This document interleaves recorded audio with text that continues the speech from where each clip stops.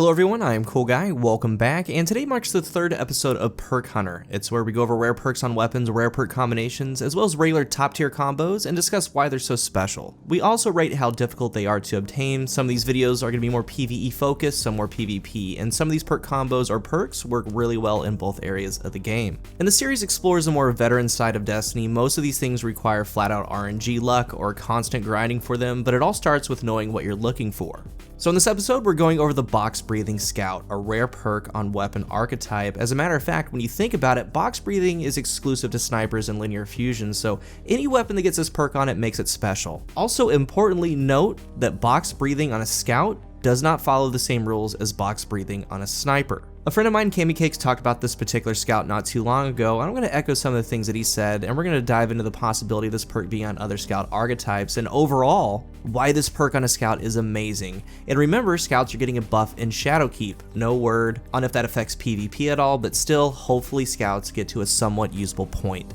Currently, the only scout and the only weapon in the game outside of snipers and linear fusions that has box breathing is another Scourge of the Past weapon, the No Feelings. And it's 180 RPM. Now, as far as difficulty to get it, it's about a 10 out of 10. Very hard. Just because it's only found in one area, you need to get a raid team together, you need the scout to drop, and then you need the perk on the scout. So it's very hard to get. The only saving thing is it comes from one area, so you can constantly go in there with all three of your characters every week and try for it. But it's limited to having a raid group. Box Breathing states that aiming this weapon for a short period without firing grants a bonus range and precision damage that resets after firing or exiting zoom. It takes about a second and a half for the perk to proc on your screen. Box Breathing got a nerf back in 2.0 and it destroyed the perk on sniper rifles. Box Breathing is really good for that opening shot of attack with a snipe. If you wait for the perk to proc every single time, your output DPS is going to be smaller. But if you shoot that Box Breathing shot, then hammer down at the sniper's max fire rate, you're going to get more DPS. Currently, if you have Box Breathing on a sniper, it's decent because you can get that little extra damage on your first, but something like 4 times a charm or triple tap can easily take Box Breathing's perk slot. If you take a look in this lost sector with Box Breathing on the Beloved, it does 26,667, and without it, it does 20,052. So with Box on a sniper, you get 33% more when the perk's active. And that's where Box Breathing was left after the nerf. But we have the Scout. It doesn't play by those nerf rules that they had. With Box, it's doing 2,907, and without the perk at base, it does 1,796. With the Scout, Box is giving you 62% more. Granted, the overall damage is smaller, but your opening shot on targets always gets that. And it could be good because scouts are getting that buff in Shadowkeep. If you have something like mine, which also has triple tap, you get some good damage output with a magazine of 15. It's a shame though, because scouts suffer currently in all areas of the game outside of the 150 RPMs. Those can do well. They're not the best, but can at least do well. 150s like Jade Rabbit, Polaris Lance to name a few. Polaris is still really good in PvE, and it will be a monster if the scout buff is substantial. It has the perfect fifth, headshots grant ammo right back into the magazine, it's perfect. The others though, like 200 RPMs, 180s, the fast firing 260s, simply do not do enough damage in PvE currently. Why take 2 shots to take out an ad when a hand cannon can do it in 1 with more damage? And sure, with scouts you have more distance, but come on, we're living in a world where a couple grenade launchers and an SMG are running the show for most activities. Scouts need some love and are going to be getting some soon. In PvP, what really makes Box Breathing special on a scout is that it keeps that 62% damage increase from base. Just like in PvE, on a 180 RPM scout, this is great. Its base damage is at 55 for your critical, and with Box Breathing active, it jumps to 89, that's 62%. The base TTK of 180s are the longest of all scouts at 1 second, but with Box Breathing, it allows you to hit 3 crits. That brings you to a 0.67 TTK, which is the same as the pre-nerf Luna's Howl. This scout has one of the fastest TTKs in the entire game. But it's not even just scout-wise, all weapons that are used as a primary that isn't extreme close quarters. Sure, you need to have that second and a half to get Box to proc, but you're using a scout, that's going to happen when you use scouts, it's fine. I've been pairing mine with Knucklehead Radar. Since you are ADS a lot, it's been working out well. Notice though that it would be worthless if you only got 33% like the snipers do.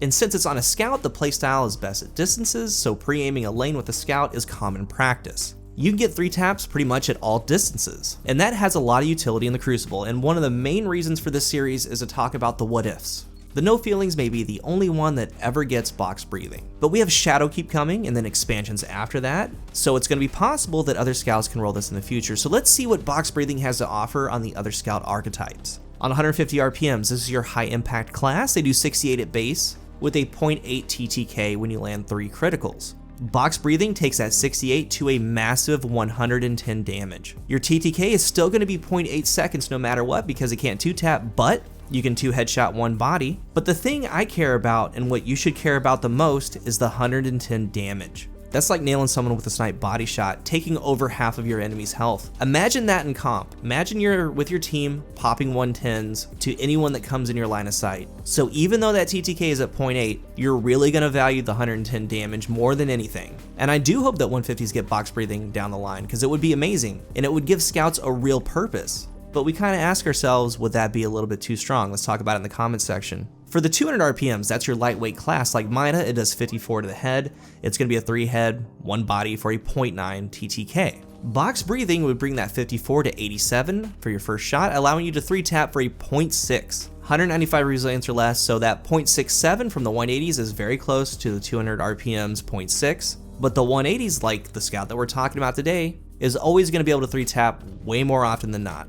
And finally, the Vice Rapid Frames. These are 3 crit 2 body for a 0.92 TTK. They're at 260 RPMs, they do 47 a critical. Box breathing would bring that to 76 for a critical, allowing you to take someone out with 4 crits. The new TTK for that would be 0.69 seconds. So with the 260, 180, 200 RPM scouts, the TTK ranges from 0.6 to 0.69 when you have box breathing, while the 150s do a massive 110 critical. And I would make the argument that if box breathing can roll on any other scout archetype, you will see them, and you will see them a lot in the Crucible. They're very, very good. Box breathing would make them a top option on certain maps. As it sits now, I used to use Jade Rabbit and Polaris on maps like Equinox, Midtown, and a few others. But this box breathing no feelings has taken their spot 110%. There's no reason not to use it. That 0.67 is very good. Not to mention the 89 critical does almost half of your enemy's health. It gets a lot of one-tap cleanups and it's really good in a team shot setting. You chunk them down. Box breathing is a monster on scouts. The best way to think of it is that it has that pre-nerf Luna TTK at 0.67 at pretty much any distance. It's also extremely good at support, but as it sits currently, you need to get it to drop in the raid. You need to have a raid team. That's the main barrier. Then you need it to drop, then you need the perk. That causes a lot of issues for players. Hopefully more scouts get it in Shadowkeep. And again to mention, if scouts get the substantial buff that we're all hoping for, it could be just a top option period, and that's going to depend on the role, and things like Rampage Box, we'll just have to see. As far as the no feelings, if you're chasing it, I'm a firm believer with something this hard to get, the only thing you really are looking for is box breathing. Any perk after that can fall in line. Any sight, any first node, you just want box breathing. That first node has full auto, outlaw, rapid hit, triple tap, ambitious assassin, and mulligan. The top overall perk is going to be rapid hit. It gives you a fast reload and a little bit more stability. As far as the other perks, we can kind of give the no feelings a mini stat breakdown here. It has a range of 52, and that's the second best out of all 180s, one right behind the Pinnacle Oxygen Scout. It has a stability of 49, a reload of 50, and that's the best reload out of all 180s, a handling of 46, and an aim assist stat of 66. And that's the second best aim assist stat of all 180s, again, right behind the Oxygen. For the sights, it has 2 short zoom, 1 medium zoom, and 2 long zoom. These Black Army type weapons have very clean open sights. I have the Myron RDS on mine, one of my favorite reticles to work with in the entire game. I also have the Myron RDL, and that's the only medium zoom, and that's the one I use on my Hammerhead.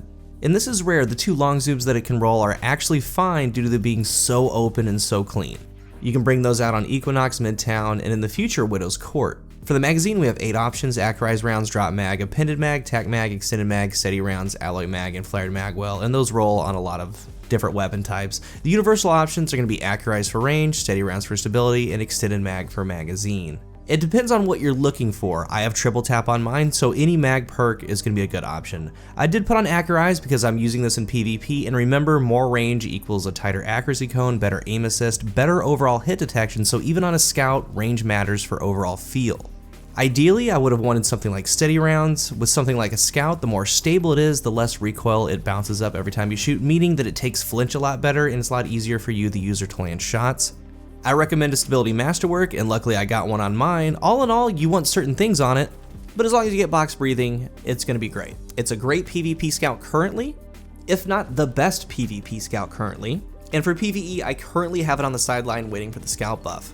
If you're new to the channel, remember to hit the subscribe button. If you are subscribed, like and comment if you guys see fit. What do you think about the no feelings with box breathing? Do you have it? What role do you have? And as far as the speculation in this video, what do you think about box breathing being on other Scout archetypes? Let's talk about it. Thank you for watching, and until the next one, I am CoolGuy.